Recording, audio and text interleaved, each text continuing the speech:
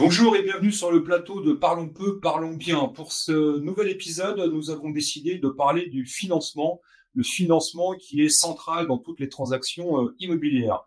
Pour parler de financement, nous sommes gâtés pour ce nouvel épisode puisque nous avons Caroline Arnoux qui est la directrice générale de CAFPI et Yann Fossoyeux qui est chez CAFPI également un courtier spécialisé dans les financements professionnels. Caroline et Yann, bienvenue sur le plateau de Parlons peu, parlons bien. J'espère que vous êtes bien installés. Bonjour, on est très bien. Eh ben super. Donc on va parler de financement, c'est votre sujet de prédilection normalement.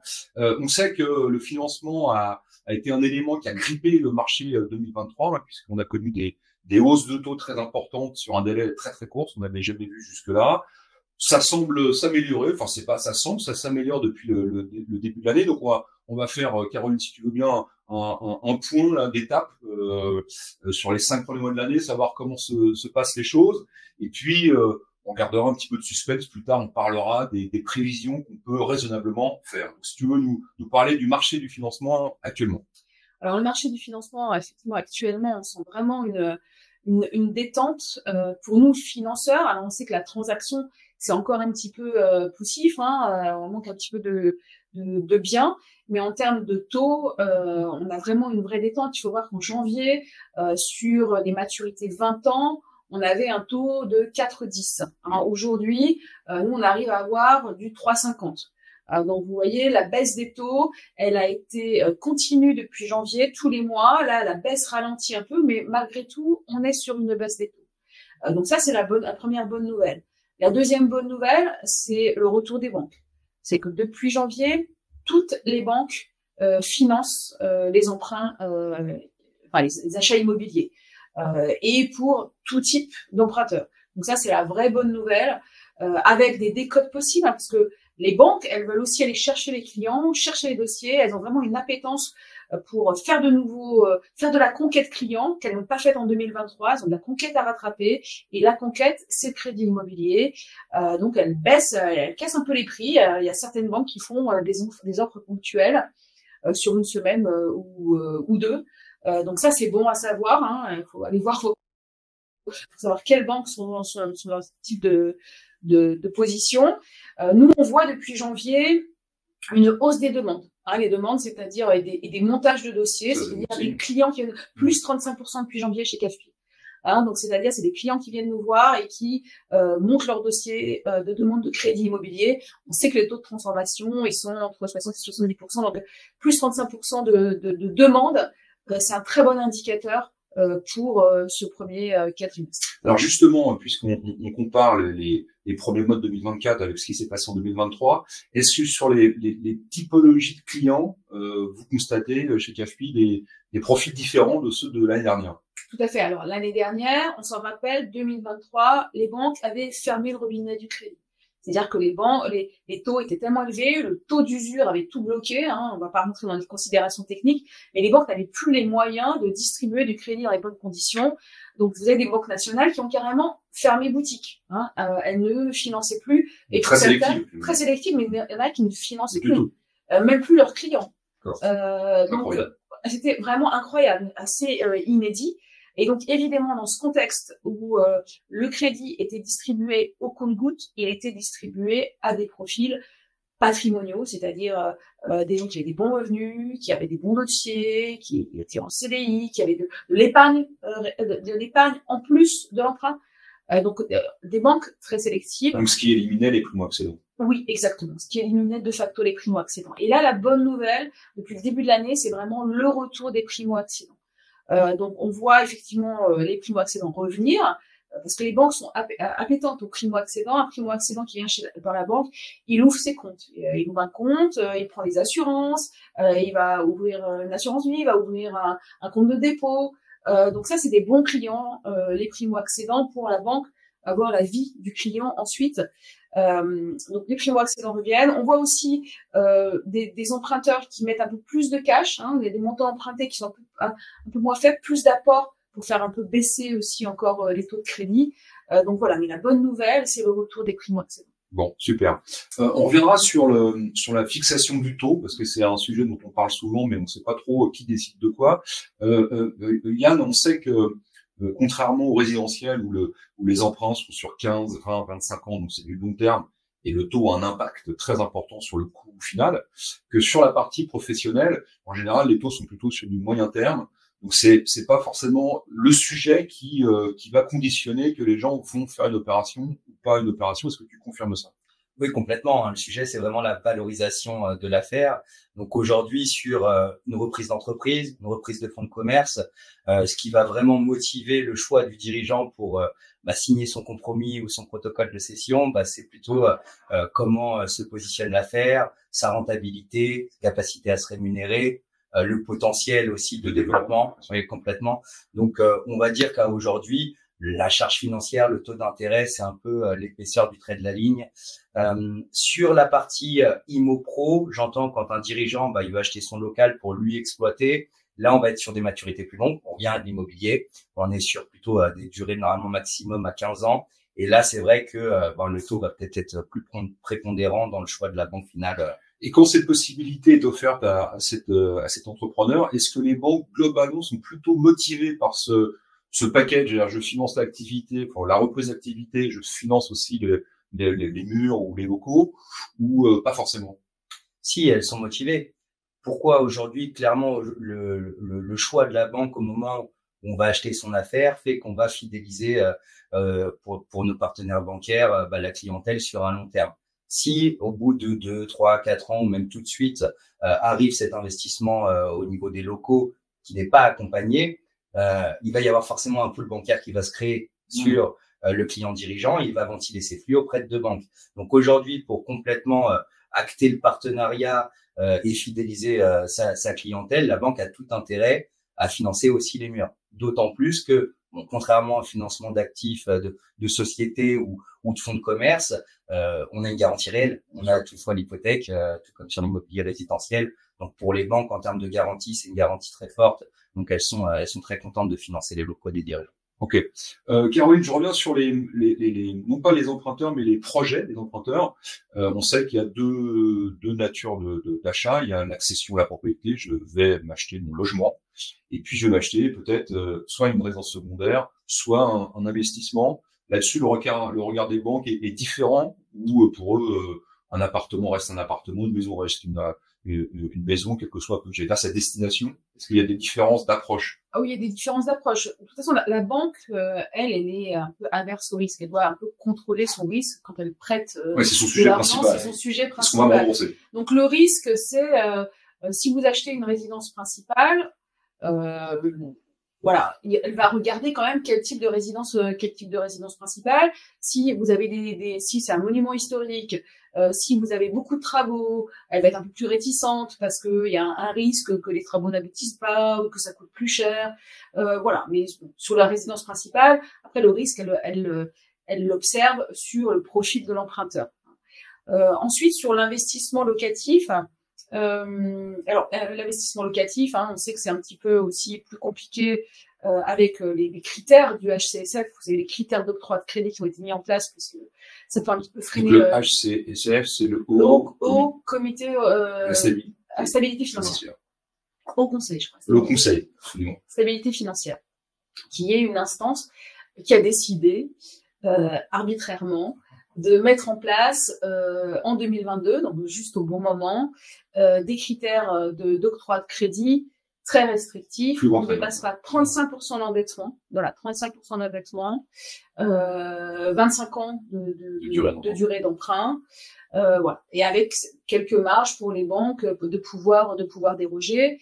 Alors, sur les 35% d'endettement, nous, on se bat, que ce soit les courtiers, que ce soit au niveau des associations aussi, pour dire que c'est pas le bon critère. Non, c'est le reste à vivre. C'est le reste à vivre, exactement. Et donc, quand vous êtes un investisseur locatif, dans le sujet, souvent, pour investir, vous gagnez souvent pas mal votre vie. Vous avez déjà une résidence principale et cet investissement locatif, vous allez avoir des revenus locatifs.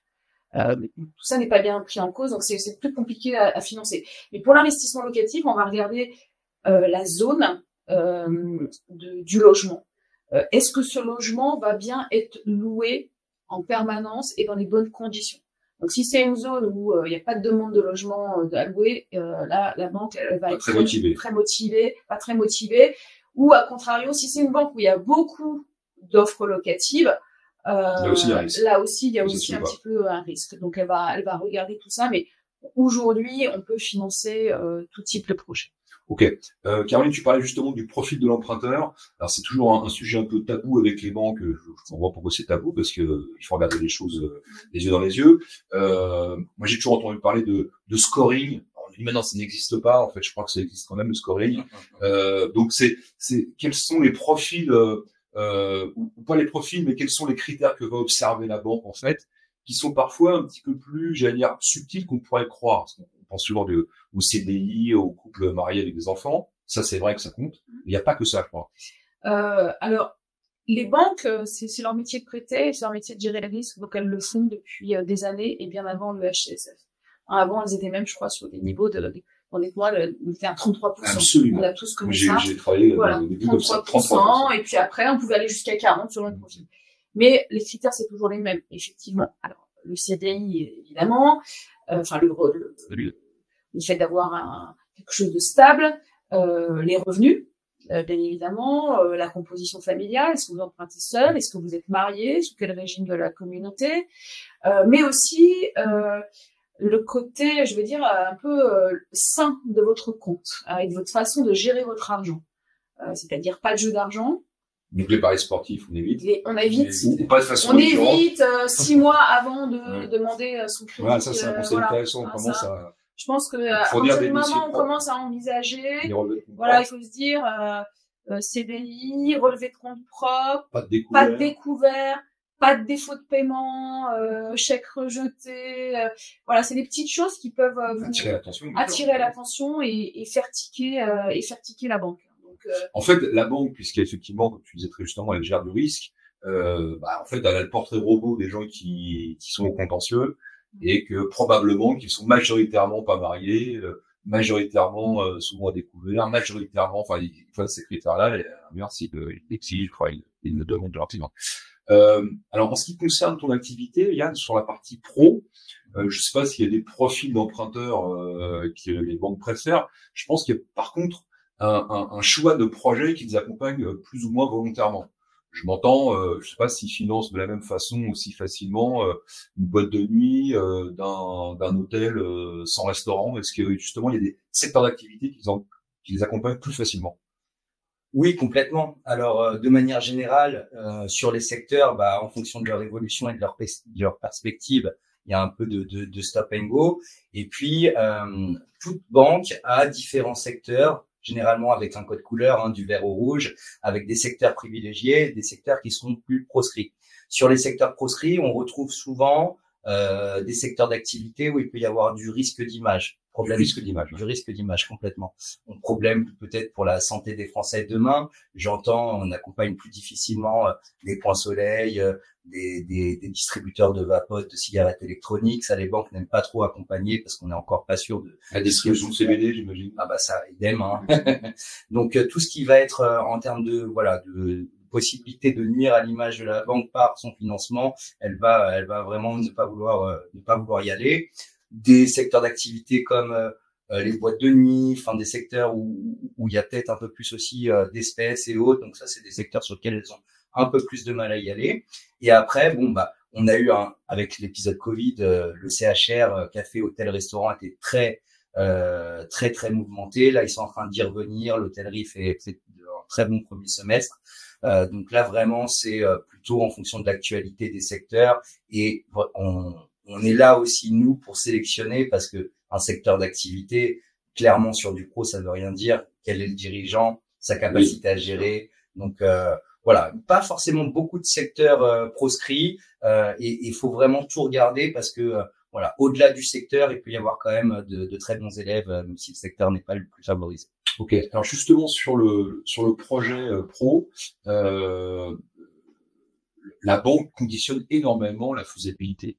Là où, je crois que dans le résidentiel, si on respecte quelques critères que tu indiquais, j'ai un CDI, j'ai un apport personnel, j'ai un endettement correct, Une banque va pas dire je ne financerai pas un appartement, ou enfin ça peut arriver, mais je ne financerai pas cette région, par exemple, peut-être un bord de mer où il y a un risque de tsunami. Mais là, en commerce, la banque, elle est vraiment, enfin, c'est pas elle qui décide si l'affaire va se faire, mais elle est quand même très très importante dans le choix. Justement, ces critères au niveau de l'emprunteur, c'est-à-dire que par exemple, il y a des créations d'entreprises. Et puis il y a des reprises d'entreprises. Qu'est-ce qu'elle aime bien la banque? Est-ce que les créateurs d'entreprises, elle les aime bien? Est-ce qu'elle préfère déjà des pros existants? Alors, effectivement, quand on a déjà une affaire existante, on va parler déjà de l'affaire, on a des chiffres sur lesquels on peut se poser pour établir nos prévisionnels, pouvoir expliquer comment. Là, tu parles d'une reprise. D'une reprise. On parle d'une feuille blanche, on parle d'un existante. Donc, forcément, c'est plus confortable pour la banque. Des profils déjà installés. Ils ont déjà des affaires dans le secteur, on a déjà leur repère d'activité, on sait comment ils contrôlent leurs marges, on peut le comparer à une future affaire. Si on est dans le cadre d'une création, ça va être forcément un peu plus complexe. Maintenant, il y a aussi deux profils. Est-ce qu'on est sur une création pure avec un profil en primo installé aussi, hein, on peut parler de primo en pro pour des gens qui se reconvertissent, changent de carrière ou en tout cas c'est leur première affaire. C'est possible encore, c'est encore possible. Ah, c'est possible, bien sûr, c'est possible. Maintenant, les banques vont être très regardantes. Il va falloir beaucoup d'apports. Il va falloir que tu dis beaucoup d'apports, tu peux nous donner une fourchette à peu près? Alors, très compliqué de donner une fourchette sur les projets pro. Je me doutais que c'est une question piège. Effectivement, on entend souvent, ouais, il faut 30%, il faut 20%, mais tout dépend vraiment du projet. Parce que quand on va donner ces pourcentages d'apport, on parle par rapport aux besoins finançables. C'est-à-dire qu'aujourd'hui, qu'est-ce qu'un besoin finançable pour une banque?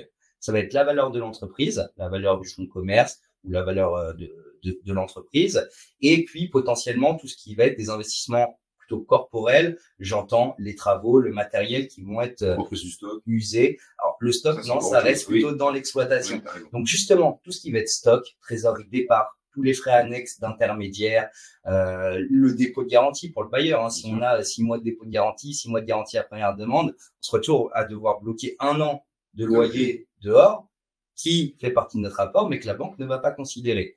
Donc vraiment, il faut poser un plan de financement et on peut donner des ordres de grandeur, mais c'est du sur-mesure en pro et tout dépend du projet. Donc, plus d'apport sur la création, peut-être un peu moins sur une reprise d'une affaire qui tourne déjà, où on a la renta pour payer la dette sur l'existant. Et les banques vont vraiment regarder le profil du porteur de projet. Donc, s'il a déjà eu des affaires dans le secteur ou s'il était salarié du secteur longtemps, c'est très important. Bien sûr. D'ailleurs, puisque tu parlais de ce qui est finançable, là aussi, dans le financement professionnel versus l'habitation résidentielle, la différence, c'est que la banque, admettons, je rachète un hôtel, je sais pas si l'hôtel c'est le meilleur exemple d'ailleurs, mais peu importe, 2 millions d'euros, il peut venir, on vous accompagne à hauteur de 1,6 million. Ça arrive, ça ne finance pas toujours la totalité de la demande. Alors que en résidentiel, si j'achète un appartement 500 000 euros, oui, il me finance 500 000 ou il me finance pas. C'est rare qu'une banque dise, moi, je vous financerai jusqu'à 470 000 euros. Ça existe, hein, je crois, en pro. Quelles sont les alternatives dans ce cas-là?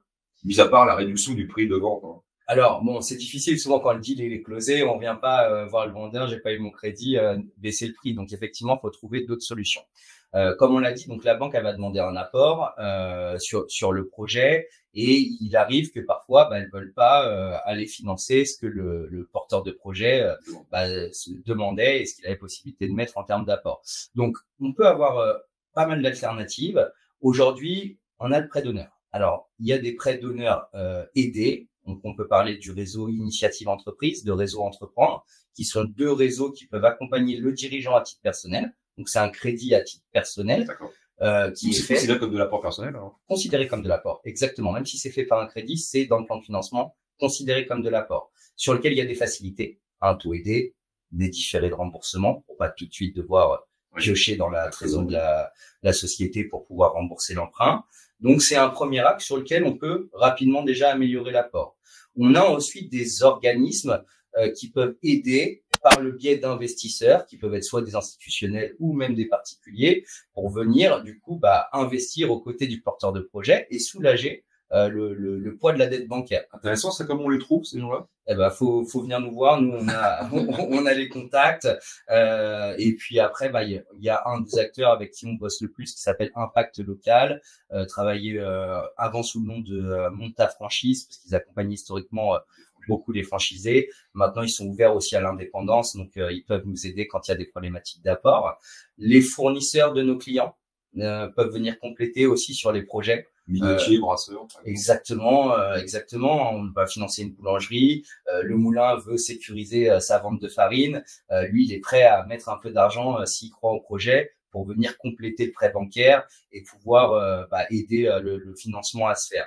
Donc, il y a toute cette partie-là qui va être vraiment de l'externe. Et puis ensuite, nos clients, quand on reçoit un projet et qu'on trouve que l'apport est insuffisant, on l'ouvre dans un premier temps. C'est ce qu'on appelle la love money, son premier cercle. On peut essayer d'aller trouver des gens dans son entourage qui peuvent nous aider sur notre projet. On peut faire rentrer des investisseurs un peu externes. Donc là, on se dilue, c'est en échange de quelque part, bien entendu.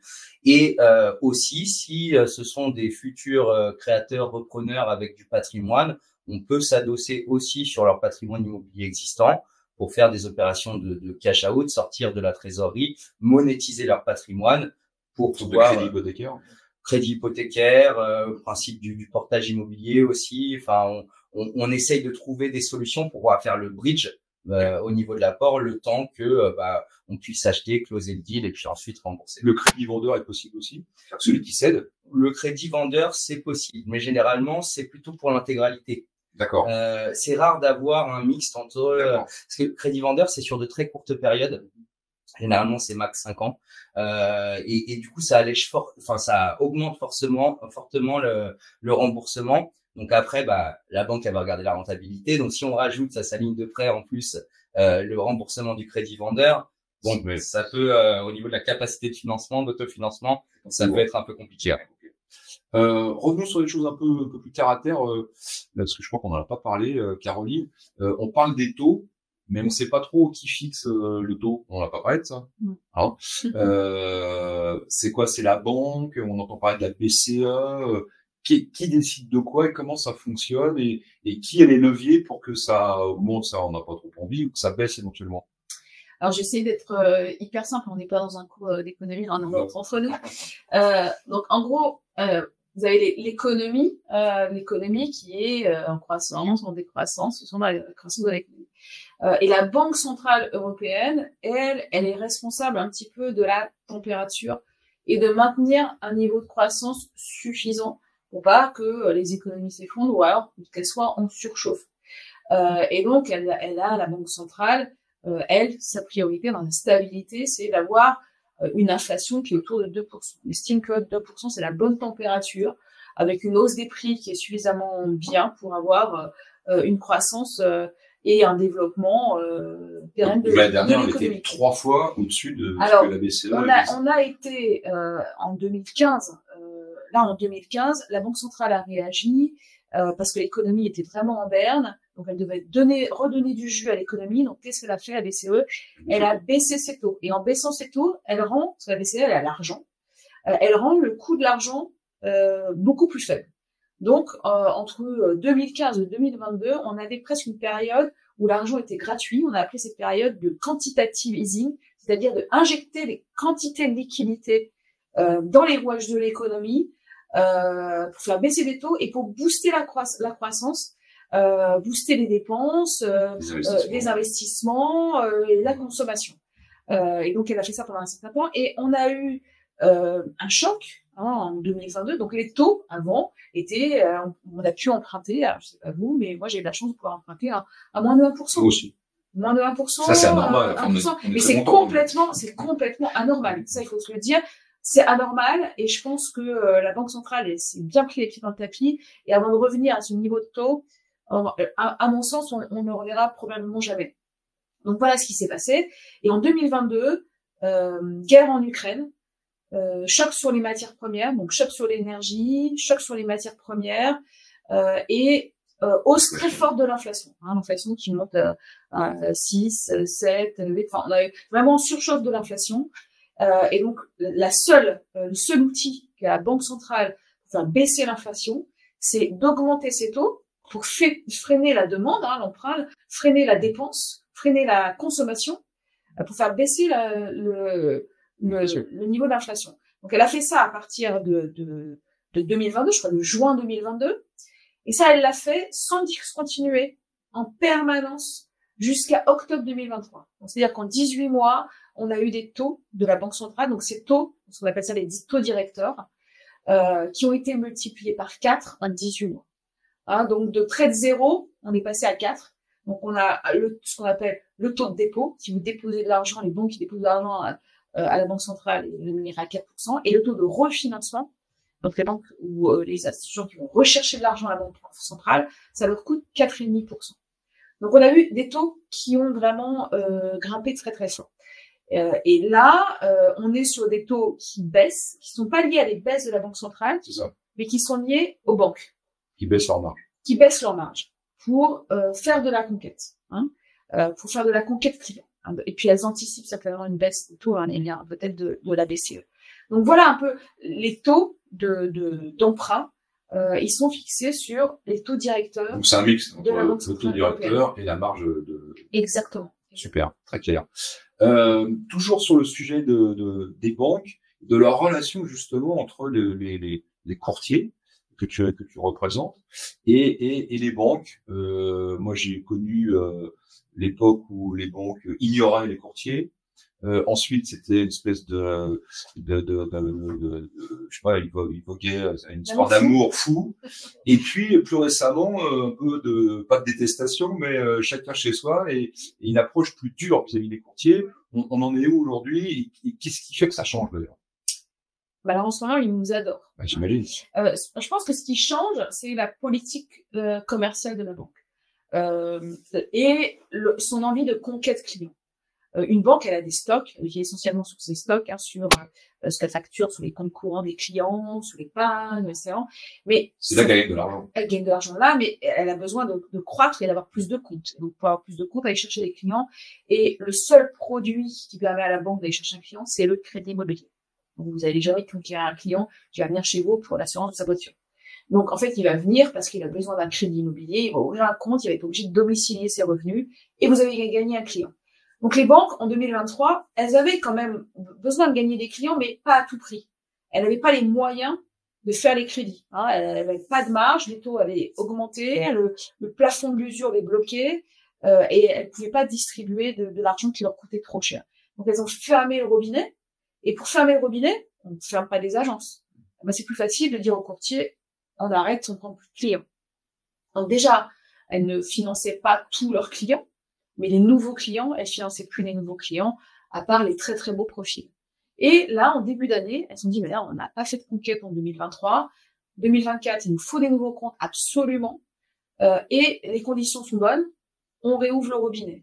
Et là, effectivement, on va voir, parce que c'est presque quasi immédiat. Un réseau de courtiers, nous, on a des clients qui viennent par Internet, qui viennent par les agents immobiliers, qui viennent par recommandation, beaucoup, et c'est quasiment immédiat. C'est-à-dire que le flux d'un courtier, c'est immédiat. Et là, vous voyez bien, il y a moins de transactions, donc il y a moins d'opérations. Donc, chacun se bat pour avoir ces opérations. Les banques, pour les avoir à financer. Donc, pour aller les chercher, elles vont les chercher auprès des courtiers, en grande partie.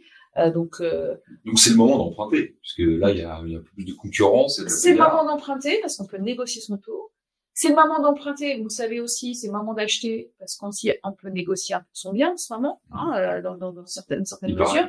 Mais il paraît qu'on peut un peu négocier quand même si le prix des mots a avancé, mais on peut négocier son crédit et de toute façon on pourra le renégocier si le taux rebaisse. Voilà. Donc on est, je vais dire, un peu un bras armé des banques. Le courtage, c'est en progression constante depuis des dizaines d'années. Il y a des pays même où on est à 60, 70%, 80% de courtage. Aujourd'hui, on est plutôt autour de 50%. Donc les courtiers sont indispensables au métier en France et aux banques pour aller chercher des clients. Et selon certaines périodes, elles actionnent plus ou moins ce levier qui est finalement quand même très puissant, parce qu'un courtier, ça vous amène un client avec un dossier tout fait. Le courtier, il fait le dossier. Et d'ailleurs, vos clients, si les clients qui viennent vous voir, vous, agent immobilier, aller chez un courtier, ça veut dire préparer son compte presque 6 mois avant, préparer son dossier, structurer un peu sa vision de prêt, choisir un peu la banque dans laquelle il va accepter. Et donc finalement, la banque, elle a un dossier tout fait, souvent aussi avec des contreparties quand même, parce que vous avez l'assurance emprunteur, mais vous avez aussi, elle vous demande d'ouvrir un compte courant, elle vous demande d'avoir de l'épargne aussi. Donc quand même, et c'est une valeur très très forte, voir un client qui arrive tout équipé. C'est un point, j'en profite, Caroline, qui est important de préciser, c'est que le courtier, il a vraiment un rôle de conseil. Oui. Là où le conseiller en banque, lui, il reçoit une demande, il l'analyse de façon froide. Bon, ça veut pas dire qu'il peut pas faire de conseil. D'abord, il n'a pas que ça à faire. On sait très bien qu'ils sont des généralistes et ils vendent autant d'assurance, de la téléphonie, de l'alarme que du prêt immobilier. Là où le courtier, normalement, c'est un vrai spécialiste. Et c'est vrai que par rapport à ce qu'on s'est dit sur le profil de l'emprunteur, il peut peut-être proposer des ajustements pour que le dossier passe encore mieux. Un sujet que je souhaitais aussi qu'on partage, c'est le sujet des garanties. Alors, je crois qu'en habitation, c'est assez simple. On a la garantie hypothécaire, on a la caution. En 2 mots, est-ce que tu peux nous rappeler un peu la différence? Qu'est-ce que ça coûte? Comment ça se passe en cas de problème? Et puis sur la partie pro, c'est encore différent. Le risque est peut-être garanti un peu autrement, mais là on t'écoute.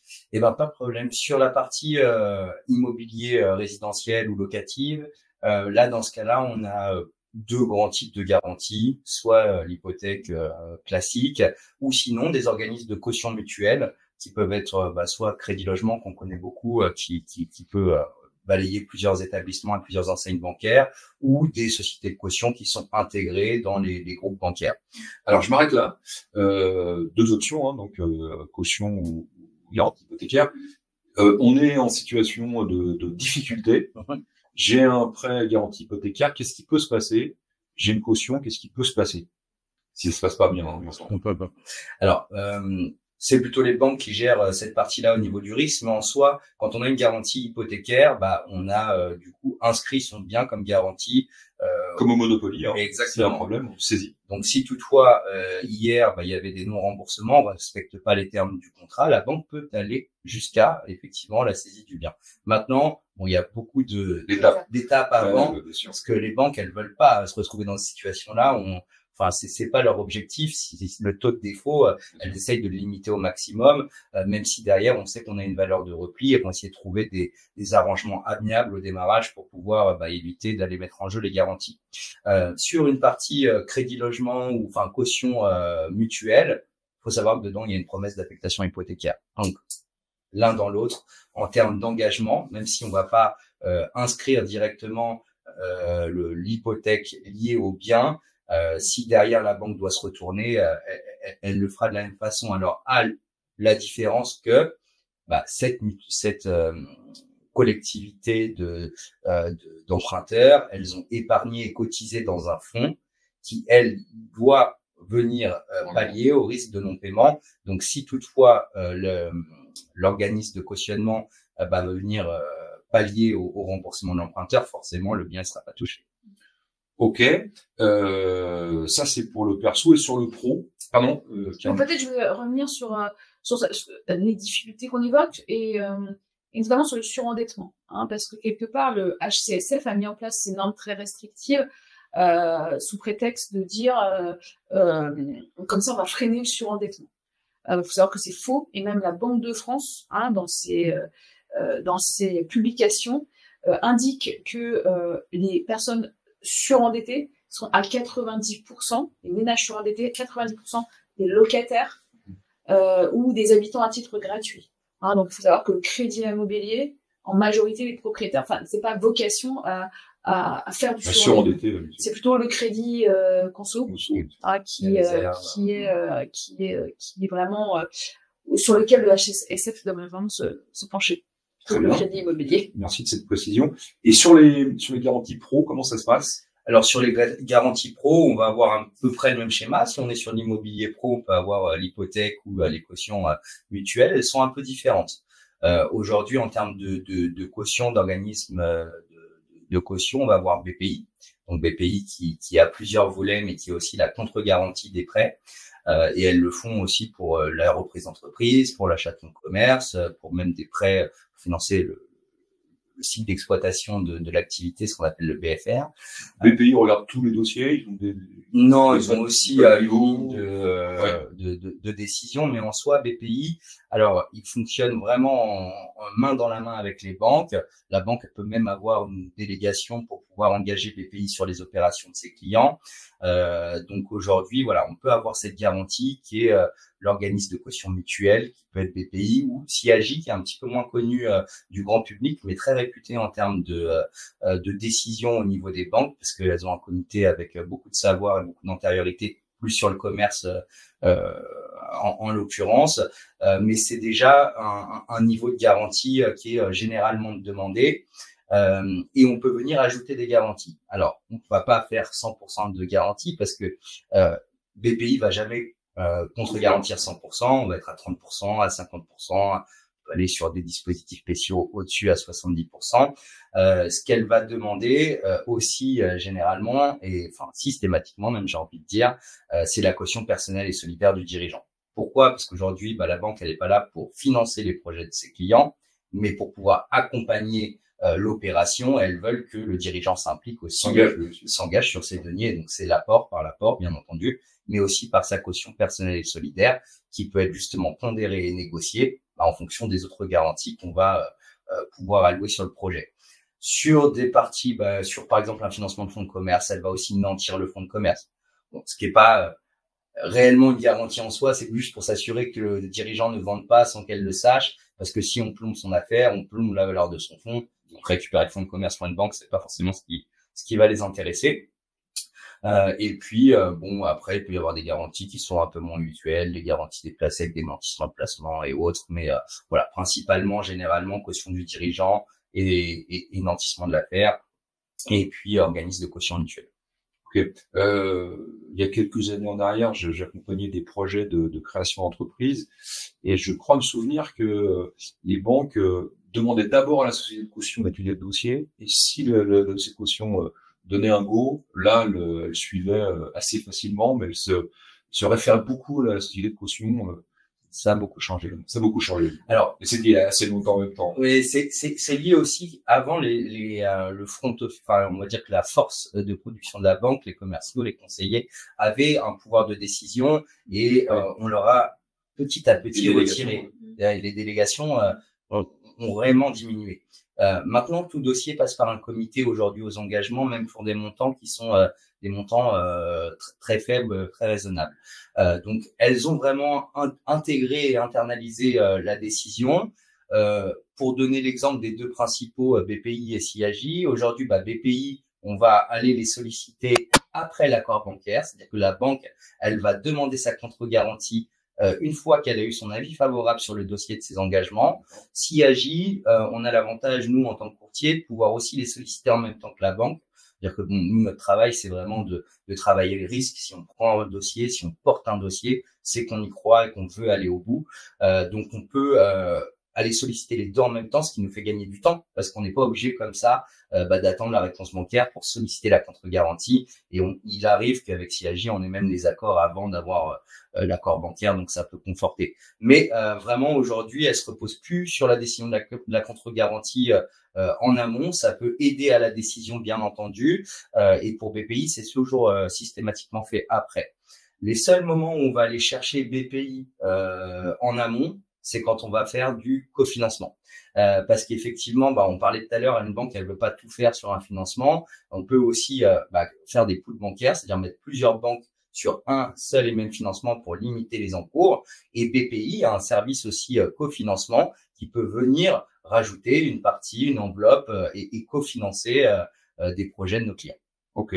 Alors, ce sujet du financement reste quand même un sujet assez technique, alors beaucoup plus dans les projets que tu accompagnes toi, Yann. On a des centaines de personnes là qui nous regardent, qui sont des professionnels de l'immobilier. Qu'est-ce qu'on peut leur conseiller? J'entends par là que, là aussi, très souvent, j'ai entendu des courtiers dire ne vous occupez pas de ça, c'est notre métier, nous apporter le client, on s'occupe de tout. Je pense que un professionnel de l'immobilier peut aussi être un peu éduqué sur ce sujet-là et d'abord comprendre ce que le courtier raconte à son client et anticiper aussi des choses. Quels seraient vos conseils à quelqu'un qui fait ce métier sur cette partie du financement immobilier? Effectivement, c'est d'avoir un peu comme ce sont des pros aussi de la relation avec le client. Voilà, quand vous achetez ou vendez un bien, vous avez 2-3 tips de questions, trucs un peu mécaniques, vous savez très bien où vous allez. Le financement, c'est un peu la même chose. Il faut avoir à l'esprit 2-3 choses pour savoir si vous allez être en risque sur le financement de votre client. Alors moi, je vous conseillerais, si vous êtes Capi France, de rencontrer les courtiers Capi qui animent eux des matinales. Je pense que c'est gratuit, vous n'avez même pas besoin d'envoyer des dossiers, mais qui animent des matinales, des petits déjeuners pour vous expliquer justement, acculturer, c'est quoi le crédit, qu'est-ce qu'il faut regarder pour vos clients, à quel moment les passer à un courtier ou pas. Je pense que c'est très important. Et ce qu'on fait, c'est ce qu'on appelle chez nous le certificat de faisabilité, qui est très important chez nous, où on va étudier le profil de votre client, on va faire une première simulation et l'analyse de cette situation, et le client va avoir un avis de faisabilité, donc un certificat de faisabilité qui dit que son dossier, en l'état, il est finançable par une banque dans les conditions actuelles que l'on connaît, qui sont celles-ci, et ça c'est hyper sécurisant. Bien sûr. Je pense que c'est important quand même d'avoir un petit peu un vernis pour poser 2-3 bonnes questions, même pour montrer à votre client que voilà, vous n'êtes pas non plus dupe dans le choix. On a aussi un devoir de responsabilité vis-à-vis du propriétaire vendeur. Exactement, de ne pas l'envoyer n'importe où, et donc voilà, d'évaluer votre acheteur. Super. Yann, j'imagine que c'est d'autant plus important en commerce et entreprise que d'être assez à l'aise avec ces sujets-là. Oui, si je dois donner quelques conseils, c'est d'abord de s'intéresser à l'humain, à la personne, au repreneur ou à la repreneuse. Qu'est-ce qu'elle a fait? Est-ce qu'elle est du secteur? Quel est son degré de motivation sur un projet pro? C'est vraiment aujourd'hui la personne qui va faire 40% de la décision au niveau de la banque. Donc voilà, s'intéresser à son parcours, voir comment il parle de son projet. Oui, la préparer aussi, parce que à la différence entre de l'habitation du pro, souvent l'emprunteur est reçu par la banque. Là où l'emprunteur il veut pas toujours sa banque pour présenter son projet, c'est le courtier qui le présente en son nom. Alors il faut savoir que on travaille vraiment en confiance avec nos partenaires bancaires. On s'est attardé chez Capi depuis assez longtemps à créer une relation très privilégiée en travaillant bien nos dossiers, et alors en envoyant des dossiers de qualité très expliqués. Et nous, on se place comme mon métier d'avant, qui était employé de banque pro, c'est aujourd'hui de pouvoir présenter que des dossiers auxquels on croit. On est vraiment des courtiers du risque, donc on va vraiment faire ce premier filtre de sélection, et ce qui nous permet d'envoyer des dossiers maintenant aux banques, où ils peuvent même nous donner des accords sur le pro sans avoir vu les clients, ou valider le profil, mais c'est qu'ils ont validé déjà le dossier, qu'ils veulent juste voir que commercialement ça se passe bien. Mais effectivement, l'humain en premier lieu, les banques vont être très attentives à ça, et puis ensuite après c'est bien d'avoir quelques notions sur le compte de résultat d'une société. Alors il y a un chiffre d'affaires, il y a un résultat, le BE. Le BE, on peut calculer la capacité d'autofinancement, mais vraiment, c'est du sur-mesure. Donc bon, ça relève plutôt de la cible, et plutôt de la personne qui va vous mandater pour vendre. Mais il faut voir un peu quel est le passé aussi, comment gérer ses anciennes affaires. C'est un très bel outil accessible à tout le monde qui s'appelle Papers. Vous pouvez voir tout de suite en tapant le nom, prénom du dirigeant, s'il y a déjà eu des liquidations, s'il y a déjà eu des incidents. Et là, clairement, on n'est pas aux États-Unis, en France, quand on a mal fait quelque chose, on n'y revient pas, et les banques coupent clairement, ils disent pas. Où il a de l'expérience, il fera mieux demain. Ce qui est très important, c'est que on est dans un contexte qui est un perpétuel changement. C'est-à-dire que un dossier de financement que vous montez aujourd'hui peut être accepté par une banque et ne le sera pas la semaine d'après. Et inversement. Exactement. Et donc, parce que les banques, elles ont c'est ce fameux critère aussi de dérogation, parce que le HCSF qui fixe les critères d'endettement, de durée, peut déroger. On peut faire des crédits à 30 ans. Là, on a des banques qui viennent faire des offres à 30 ans. Donc, on peut faire des crédits à 30 ans. On peut aller à un taux à 40%. Elles peuvent déroger. Sauf que ça dépend de la période et de déjà la masse de dérogations qu'elles ont fait. Bien sûr. Si elles ont fait beaucoup de dérogations, il n'y a plus beaucoup de place. Si elles en ont pas fait, elles ont de la marge pour prendre des dossiers, de la dérogation, si le dossier est pas mal. Donc ça, selon le moment où on tombe dans la banque, et ça le courtier le sait, vous pouvez être pris ou pas pris. Donc ça, c'est important de choisir sa banque. Et puis les taux. En ce moment, on a des taux qui, avant, les banques, elles nous envoyaient des barèmes mensuels. Là, elles nous envoient presque des barèmes hebdomadaires ou, enfin, ça veut plus rien dire. Il y a plus de grille catalogue. Donc là, on est vraiment dans un environnement de financement qui est très mouvant. Donc, il faut vraiment se faire accompagner pour savoir quelle banque, à quel moment, pour quel taux. Ça, c'est vraiment. Alors justement, avant je pense qu'on a balayé quand même pas mal le sujet qu'on avait prévu de partager. Avant de passer aux questions, un peu de prospective, un peu d'avenir. Caroline, attention, hein, la France t'écoute. Comment tu vois l'évolution des taux dans les mois qui viennent? Alors, je vois dans ma boule de cristal. Non, c'est pas moi qui le dis, hein, c'est tous les économistes, je pense, et tout le monde de la finance, et même le gouverneur de la Banque de France. On anticipe, vous l'avez vu, hein, c'est la BCE qui fait la température. On est aujourd'hui à une inflation de 5,6, donc qui est vraiment les objectifs que s'était fixé la BCE. Le remède a été efficace. Le remède de cheval a été efficace, malheureusement. Maintenant, le maintenir très longtemps pourrait avoir comme effet de faire s'effondrer la croissance. Et donc, en fait, elle va devoir, la BCE et la Fed aussi, hein, ils vont devoir baisser leur taux. Donc la Fed, c'est l'équivalent aux États-Unis. Exactement, hein. Exactement. Même si on a plus d'incertitudes, les États-Unis, c'est encore compliqué. Et on n'a pas de visibilité sur la baisse des taux, même si souvent c'est la Fed qui commence avant la BCE. Là, tout le monde est d'accord pour dire que le 6 juin, donc c'est la semaine prochaine, la BCE devrait pour la première fois depuis de longs mois maintenant baisser ses taux.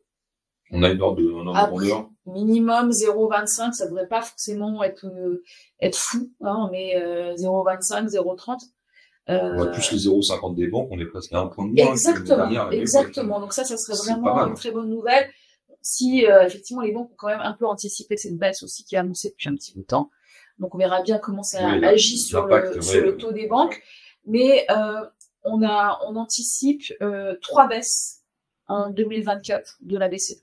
Ah oui, donc la première sera en juin. La deuxième, ça serait plutôt en septembre. Et ensuite sur la fin d'année. Exactement. Bon. Et donc des taux pour les particuliers qui se rapprocheraient des 3.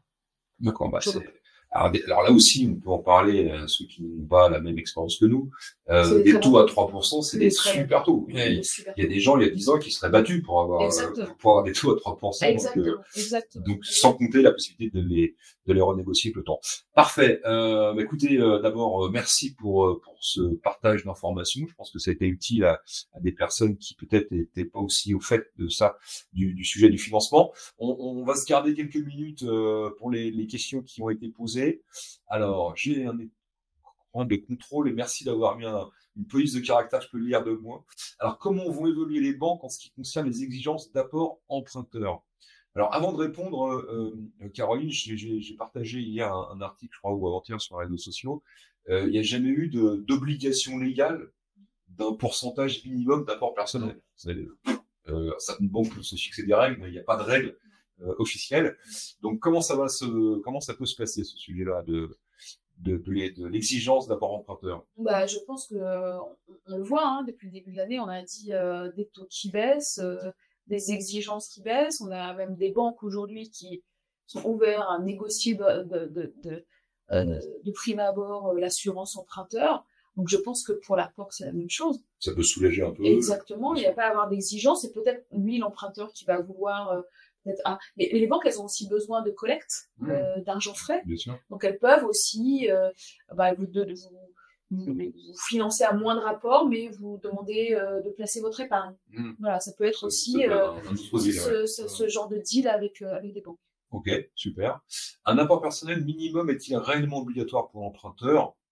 On vient de dire non, c'est pas obligatoire. Est-ce que les prêts sur une durée de 30 ans sont envisageables? Oui. Oui. Alors oui. Peut-être que toutes les banques ne le font pas. On a 2 caisses d'épargne qui Alors il faut savoir que c'est hors critère HCSF.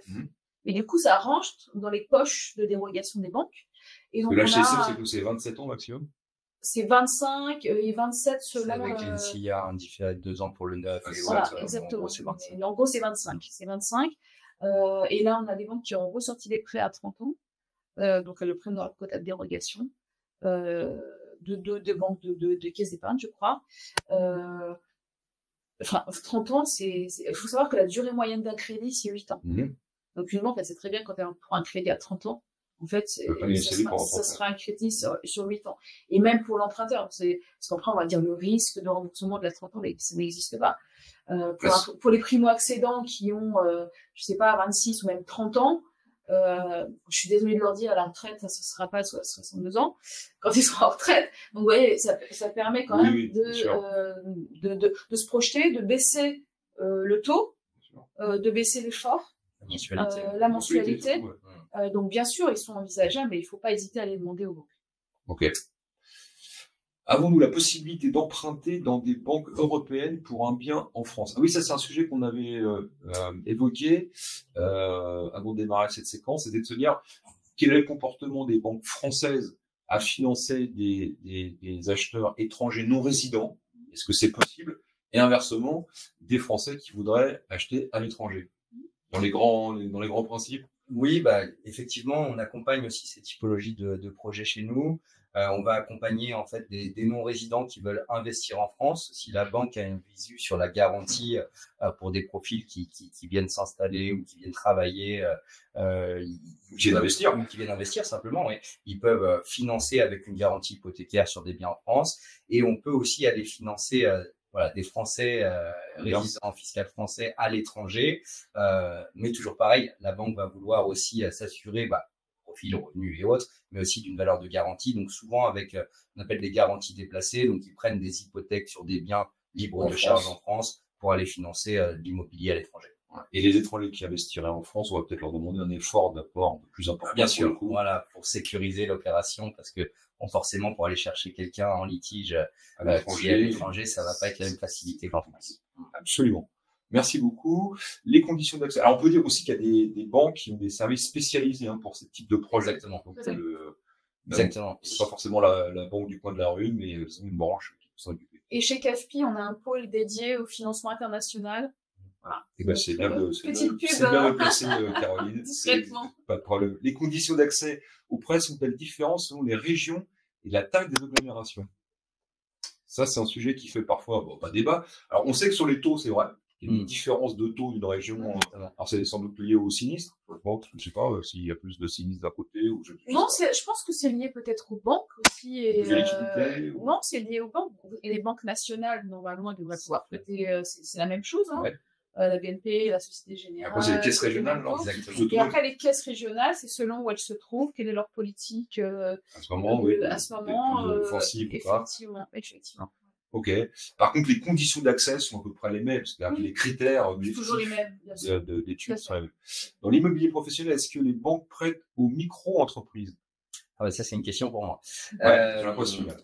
Effectivement, c'est possible, mais c'est assez compliqué. Pourquoi? Parce qu'en micro-entreprise, on a simplement des déclarations de recettes. On n'a pas de compta à proprement dit. Donc, une banque, pour pouvoir décider d'un dossier, va falloir qu'on reconstitue une comptabilité au réel, ce qui peut être beaucoup plus difficile à appréhender. Maintenant, le stade micro-entreprise, c'est parfois aussi un très bon passage pour se développer et puis optimiser sa fiscalité et son URSSAF et autres.